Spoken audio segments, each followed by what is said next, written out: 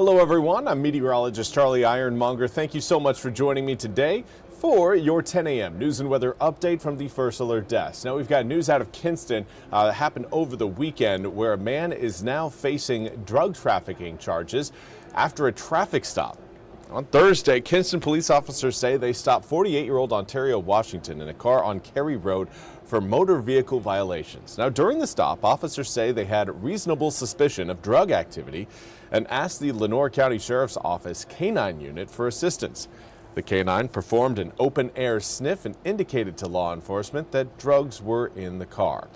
Now, a search turned up 135 grams of cocaine, according to officials. Kinston police also got a warrant to search Washington's home, where they found drug paraphernalia and 3 guns. Now, Washington was charged with the following: 5 counts of trafficking in cocaine, possession of a firearm by a felon, maintaining a dwelling or vehicle for controlled substances, and possession of drug paraphernalia. Washington is currently in custody in the Lenoir County Jail. And now we want to turn again to the airports, where the news of the potential government shutdown the government shutdown resolution means that air travel may be getting easier over the next few weeks. NBC's Sam Brock has more on the developments. With a potential deal in the works to reopen the government, there's growing hope this morning that air travel may soon return to normal too, after weeks of shutdown-driven flight delays and cancellations. The impact that this is having on everybody is just a nightmare. Over the weekend, the shutdown causing chaos at airports nationwide. More than 4,000 flights canceled and 15,000 plus delayed. The federal government ordering a 4% reduction in flights to combat staffing shortages. It worries me for our safety. On Sunday, before the deal took shape, President Trump's Transportation Secretary Sean Duffy painting a dire picture of the struggles over the weekend. Yesterday, Jake, 18 of 22 controllers in Atlanta didn't show up. We had 81 staffing triggers throughout the national airspace yesterday. And saying safety is driving the reductions, adding to the pressure on Congress. 2 weeks before Thanksgiving, you're going to see air travel be reduced to a trickle. Long lines already forming across the country as passengers found themselves stuck in airports and on tarmacs. This is largely due to the air traffic control slowdown as well as the government shutdown. To start the week, expect more aviation struggles. American Airlines says it's already canceled 220 flights Monday, United 190 and Southwest 140 to meet the government's 4% reduction, which was initially set to rise to 6% Tuesday and 10% by Friday. Now it's unclear if that order will change, with word of the shutdown possibly coming to an end. Look at these lines. What's also uncertain is just how quickly the airline industry can get back up to speed, with Thanksgiving now less than 3 weeks away. Well, thank you, Sam, for that report. We now turn to your weather forecast. Tonight is a first alert weather day because of the chill. We are looking at our first freeze of the season, and this is again going to be a pretty widespread freezes. It's not just, again, a flirtation with 32 degrees. No, we're going to be down in the upper 20s for air temperatures across many inland communities. Here's a look at what you need to know for tomorrow morning. It is going to be early in the morning where we really feel that freeze.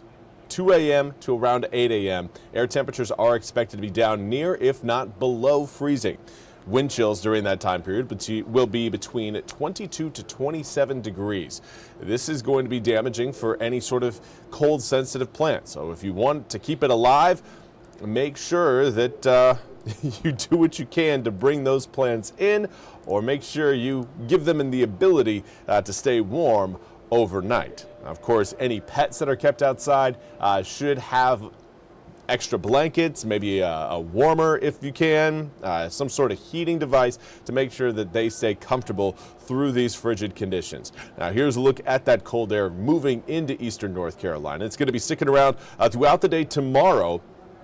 We will still be cold, possibly freezing early Wednesday morning, but once we get into Wednesday, we'll really start to warm back up again, getting back into the mid 60s to upper 60s as we approach the upcoming weekend.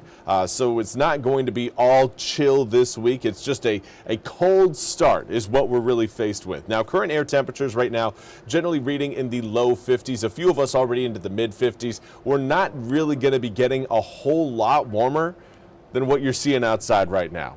Air temperatures today should max out in the mid 50s. So yeah, if you're looking at the low 50s at this hour, plan on maybe about a 2 to 3 degree temperature rise from now until the afternoon. A lot of that chill moving in out of the northwest, and the winds are doing a great job of bringing it in. Now, normally this time of year, we would see air temperatures right around the mid 60s, overnight lows in the mid 40s. But again, we're going to be significantly below those numbers, not only for today, but more so tomorrow. Starting out again in the upper 20s at 7 a.m. tomorrow morning, getting above freezing once we get past 8, but lots of sunshine will come with a west to west northwesterly breeze that'll blow in between around 10 to 20 miles an hour. Now in the afternoon tomorrow, looking again at lots of sunshine, should be a very sunny Veterans Day.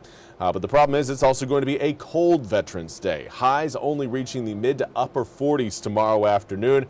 Get ready to keep those jackets handy throughout the day tomorrow. And then tomorrow night, we're back to around the mid 30s as we head towards midnight. The good news is we will be warming up as we make our way through the tail end of the week. Now, before we get too out ahead of our skis, do want to mention that later on tonight, we may see a few snowflakes mixed in with some brief rain showers across parts of eastern North Carolina. It's not a slam dunk, but I think a few of us may end up seeing, if you're up early in the morning coming up for tomorrow, you may end up seeing again maybe a stray flake or two come down. It's one that I probably wouldn't. I'm not going to wake up my kids for this fleeting chance, but it's one that, you know, if I roll over and I see the clock, 3, 4 a.m., yeah, I'll maybe get up and check to see if there's any flakes coming down out of the backyard. But everything's dry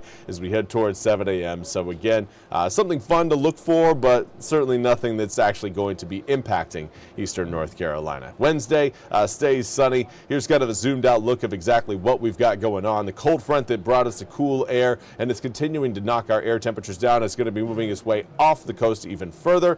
And then that area of low pressure you're seeing moving over the D.C. area, that's what could provide us with a little bit of moisture to create that snowflake chance. Just a chance. Certainly nothing is going to be sticking.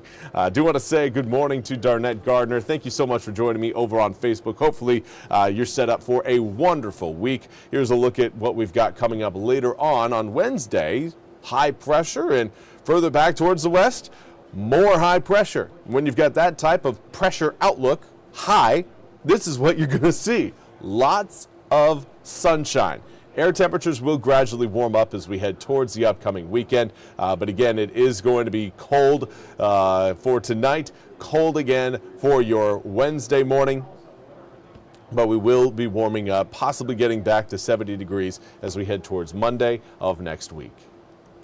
Well, that's all we have time for today's 10 a.m. News and Weather Update from the First Alert Desk. I want to thank you all so much for joining me. We'll be back with more news and weather coming up at the top of the hour. Until then, have a fantastic rest of your Monday.